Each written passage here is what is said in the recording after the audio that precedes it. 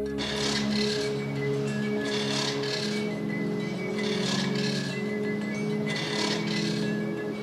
cannot regrow ancient forests. Man has never succeeded in replanting or regrowing an ancient forest.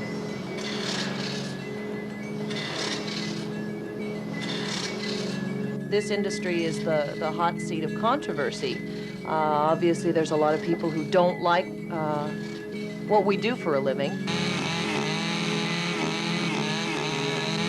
Oh, there's this saying that, you know, everybody on the north coast of California loves trees. It's just some people like them horizontal and some like them vertical.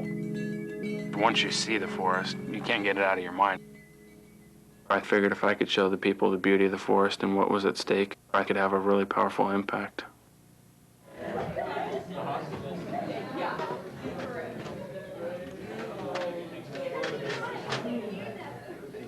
I've done over 250 slideshows.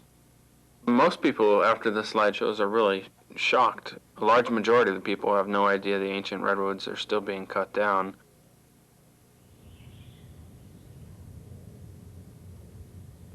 It's kind of like the Grand Canyon. I mean, how do you photograph the Grand Canyon, or how do you photograph these ancient redwoods? They're just, the beauty's just so overwhelming, and just, you know, a picture can kind of show some of the beauty, but it doesn't really do it justice when it comes down to the real thing.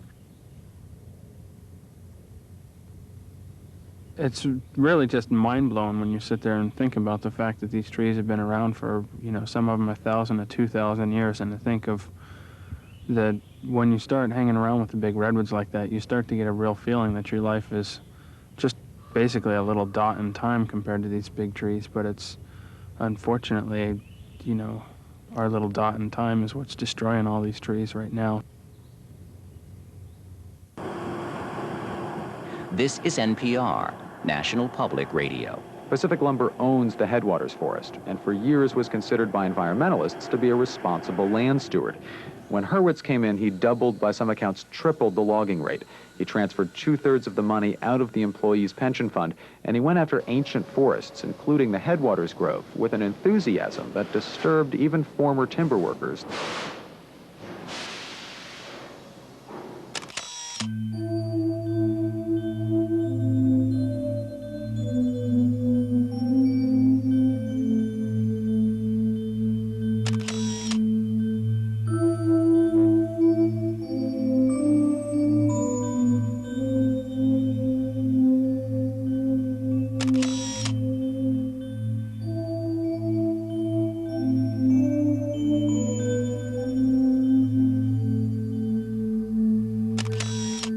For many, many years, forestry and logging and lumbering were, without a doubt, the top industry here on the North Coast. That's where the majority of the jobs came from, and if your father was in the industry, you grew up wanting to work in the industry.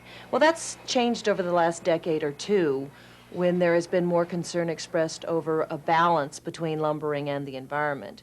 So I think what you've seen is, I think you've seen our industry adjust to some concerns about what impact we have on the environment and how we can do our job in a better way. Private property is not a license to destroy something that's irreplaceable.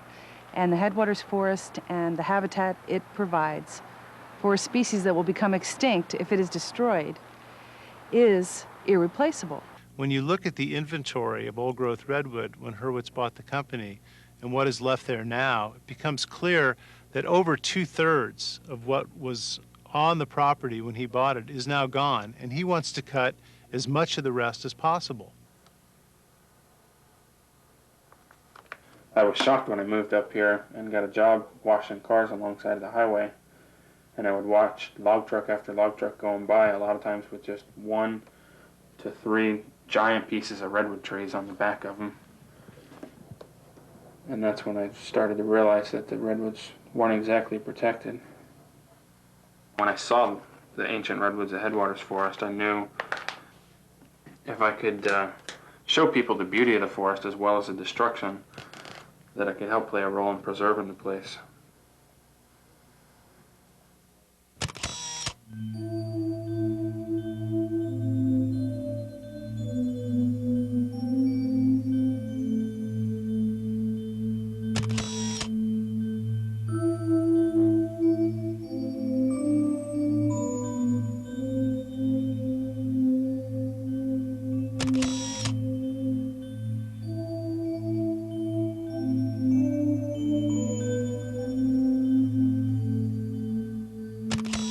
Ancient forests are something more than old-growth forests. We're not talking about 200 or 300 or 400 years. We're talking about trees that were beginning to grow at the time when Christ walked on this planet.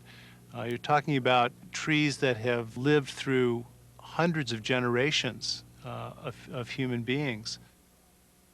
Well, I think ancient and old growth are the same thing. They mean old trees. Obviously, old growth forests provide more valuable lumber, and they provide more jobs because it's more labor intensive, because the logs are larger and you have to be very careful about falling the tree and getting it removed out of the forest and into the sawmill. What the industry is doing, and Pacific Lumber is following right into this trend, is turning the natural forest ecosystem into fiber farms, into plantations of all the same age and size. So they become biological deserts. The fact of the matter is, if we're not going to allow some of the most productive timberland in the world to grow forests to produce wood products for us, where are we going to get them? The public is always going to demand wood products, and if we can't grow them, renewably here on the North Coast or in Northern California, the Pacific Northwest, where do we go to get it? These living systems that our ancient forests represent should be there as biological wonders to be studied, to be appreciated, but certainly not to be cut down and turned into hot tubs and decks.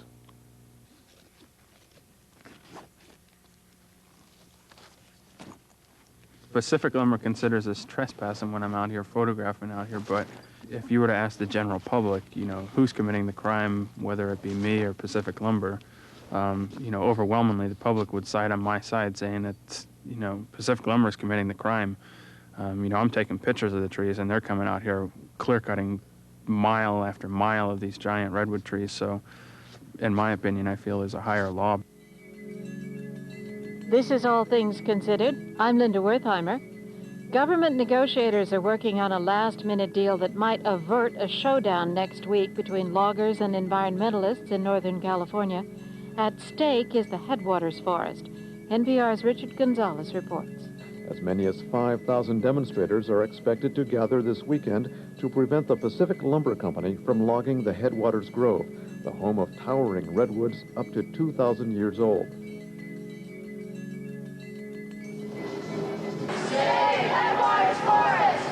No, clear cut compromise! Say Headwaters Forest! No, clear cut compromise! Say Headwaters Forest! No, clear cut compromise!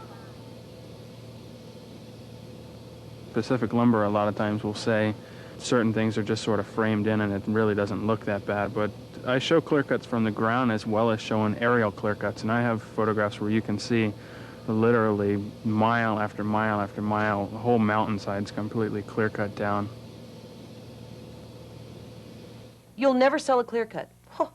I mean, hold it up to someone and say, isn't this pretty? No, it's not. But hold up that same area in 50 years, and you've got a beautiful forest growing back. And so I think my industry has been lax in telling that side of the story. Remember that clear cut that Doug Thron showed you 10 years ago?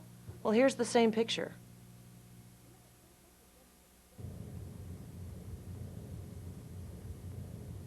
The replanting of an ancient forest is a real myth.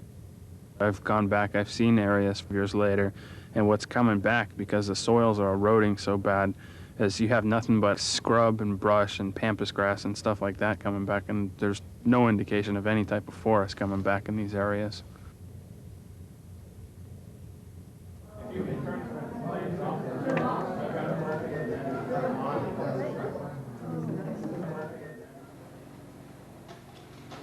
Headwaters Forest is 60,000 acres, contains the world's largest unprotected stands of ancient redwood forest.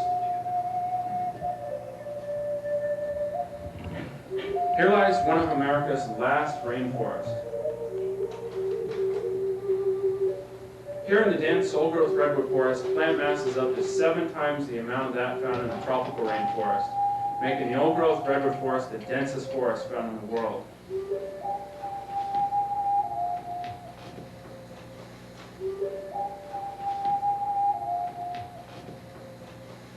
when I first started doing the slideshows, Pacific Lumber had a woman hand deliver me a letter that said they wanted all slides, negatives, and photographs of mine, and for me to promise never to trespass again. I always knew that I was doing quite a bit of good work on as far as getting the Headwaters message out, but that was sort of like a pat on the back that said, "Attaboy, Doug, you know, you're striking a real nerve with this company." The first question I have is, how much is enough?